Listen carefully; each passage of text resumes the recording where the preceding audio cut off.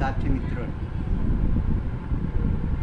તમે સૌએ મીડિયા મારફત જાણ્યું હશે કે ગુજરાત સરકારે કાળા જાદુ અટકાવવા, બીજી અનિષ્ટ અઘોરી પ્રથાઓ અટકાવવા અને તેનું નિર્મૂલન કરવાને અર્થે સર્વાનુમતે ગુજરાત વિધાનસભાએ કાયદો પસાર કર્યો છે. ગુજરાત સરકારમાં કોઈ પણ પીએલ પરથી જો કાયદો કઢાયો હોય તો અમારા ખ્યાલથી કદાચ આ પહેલો જ પ્રસંગ છે કે જેમાં મારી અને ગિરીશભાઈ સુંડિયા સાથે કરેલી પીઆઈએલ હર્ષ રાવલ એડવોકેટ મારફત આ રજૂ કરી અને તેના અનુસંધાને ગુજરાત હાઈકોર્ટે સરકાર પાસને જવાબ આપવા માટે નોટિસ પાઠવી અને તેના અનુસંધાને ગુજરાત ગૃહ ખાતાએ સોગંદનામાથી રજૂઆત કરી કે ભાઈ અમે આવતા વિધાનસભાના સત્રમાં આ કાયદો પસાર કરશું. અને સાથે સાથે ગુજરાત સરકારે એ સોગંદનામાને અનુસરીને કાયદો પણ સર્વાનુમતે પસાર કર્યો. બહુ જ આવકારદાયક અને અભિનંદનીય બાબત છે. ગુજરાત સરકારને અભિનંદન કરીએ છીએ. પ્રશ્ન એ થાય છે કે ભાઈ આ કાળા જાદુ અટકાવવાનો જે કાયદો પસાર થયો એનો હેતુ શું છે? તો આપણે કાયદાને જ રિફર કરીએ કે કાયદો શું કહે છે. કાયદામાં જેને હેતુ વિશે જણાવવામાં આવે છે તો એનો હેતુ એવું છે કે સમાજમાં અજ્ઞાનના કારણે ફૂલતા ફાલતા અનિષ્ટ અને દુષ્ટ પ્રથાની સામે સામાન્ય લોકોને રક્ષણ આપવાના હેતુથી સમાજમાં સામાજિક જાગૃતિ અને સભાનતા લાવવા અને સ્વસ્થ અને સુરક્ષિત સામાજિક પર્યાવરણનું નિર્માણ કરવા અને લેભાગુઓ દ્વારા સમાજના સામાન્ય લોકોનું શોષણ કરતા અને તેમ કરીને સમાજના મૂળ સામાજિક માળખાનો વિચ્છેદ કરવાના હેતુ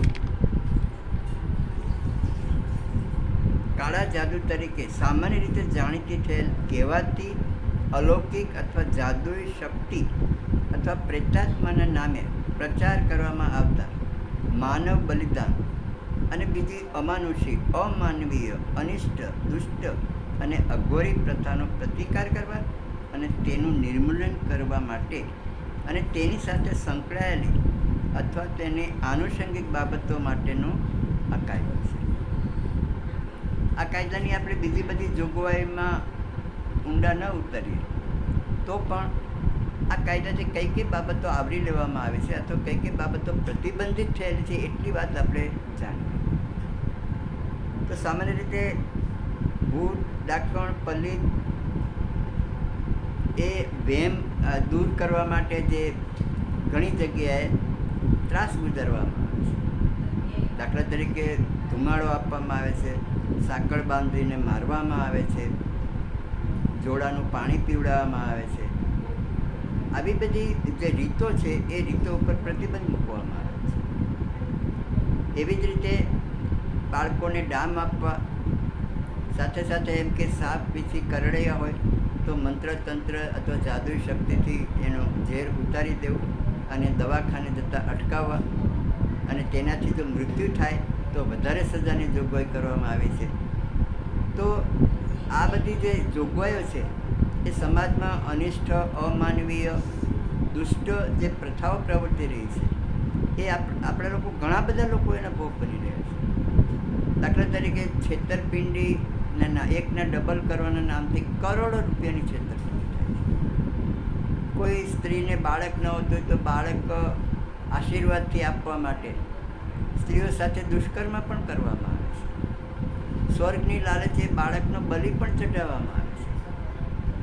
પોતાની માનવ બલિ પણ આપવામાં આવે છે. તમે કદાચ વાંચ્યું હશે કે આજથી 6-7 મહિના પહેલાં વિછિયા ગામે ત્યાં પતિ પત્ની સાથે મળીને પોતાના ડોકા કોઈ એવા સાધનથી કાપીને સીધા હવનકૂટમાં નાખ્યા.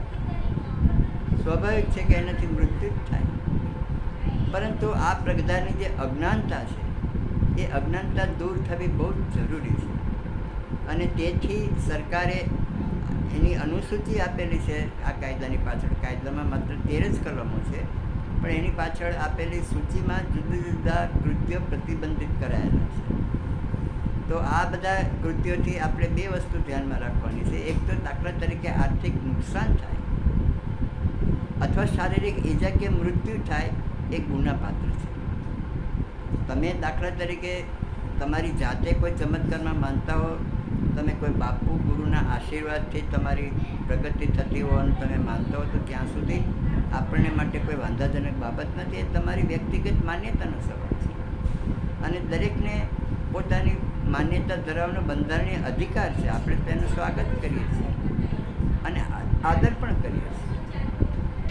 તો પોતાની માન્યતા જ્યાં સુધી બીજાને નુકસાનકારક ન હોય, તેનાથી છેતરપિંડી ન થતી હોય, આર્થિક નુકસાન ન થતું હોય અથવા તો શારીરિક ઈજા ન થતી હોય, ત્યાં સુધી દરેકને પોતાની માન્યતા મુબારક છે.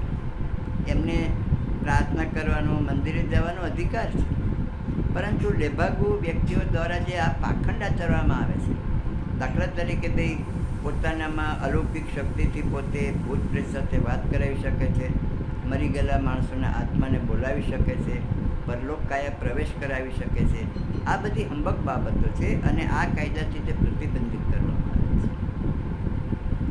તો સાથે સાથે કઈ બાબતો આવરી લેવામાં આવી નથી. દાખલા તરીકે કેશલોચનની બાબત આવરી લેવામાં આવી નથી. જ્યોતિષ પણ બાકાત રાખવામાં આવેલ છે. તો સાથે સાથે ચમત્કારિક કથાઓનો પ્રસાર થાય તો એનાથી પણ આ કાયદો લાગુ પડતો નથી.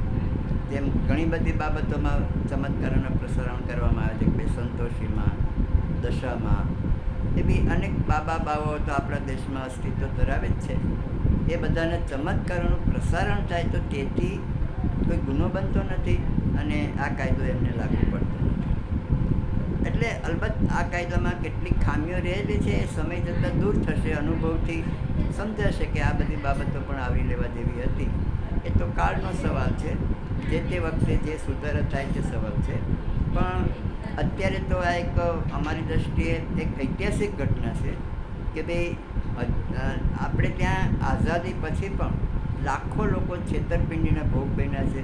અનેક સ્ત્રીઓ દુષ્કર્મનો ભોગ બનેલી છે. કેટલા બાળકોને ડામ આપવામાં આવ્યા છે. કંકુ ખરવા, ગુમ થઈ જવું, નાણાંનો વરસાદ વરસાવો, આવા કેટલા બધા ચમત્કારો કરીને લોકોને તૂટી લેવામાં આવે છે. કારણ કે લોકો અજ્ઞાન છે, લોકો પીડિત છે, લોકોને કંઈક એમ કોઈ પણ જાતની મહેનત વગર, કોઈ પણ જાદુથી કાંઈ પણ એમ કે સિદ્ધિ જોઈએ છે. આ બધી બાબતોને લઈને એને રોકવા માટે આ કાયદો પસાર કરવામાં આવ્યો છે. અને આ કાયદો જ્યારે પસાર થયો ત્યારે હાઈકોર્ટે એવું સૂચન કર્યું છે પોતાના ઓર્ડરમાં કે ભાઈ આ કાયદાનો સૌથી વધારે પ્રચાર થવો જોઈએ, તો જ આ કાયદાનો ઉદ્દેશ છે. અને હાઈકોર્ટે એક સારું પગલું પણ લીધું છે કે એમણે અરજદારો અને વકીલ હર્ષ રાવલનો પણ આભાર માનેલ છે કે તમે આવી બાબત અમારા ધ્યાન ઉપર મૂકી. બહુ સારી વાત છે આ કાયદાનો પસાર થયો તે. અને આપણા બંધારણના આર્ટિકલ 51A ક્લોઝ Hમાં આ સાયન્ટિફિક ટેમ્પર એટલે કે વૈજ્ઞાનિક અભિગમનો પ્રચાર કરવાની દરેક નાગરિકની અને સરકારની પણ ફરજ દર્શાવાયેલ છે. તો આપણે આ ફરજનું બરાબર પાલન કરીએ, કોઈ પણ અંધશ્રદ્ધાનો ભોગ ન બનીએ, આપણી અજ્ઞાનતા, ભોળપણનો કોઈ ગેરલાભ ન ઉઠાવી જાય કોઈ પાખંડ કે તરકટથી. એના માટે આપણે સૌ સચેત રહીએ. આપ સૌએ આ વિડીયોમાં જોડાયા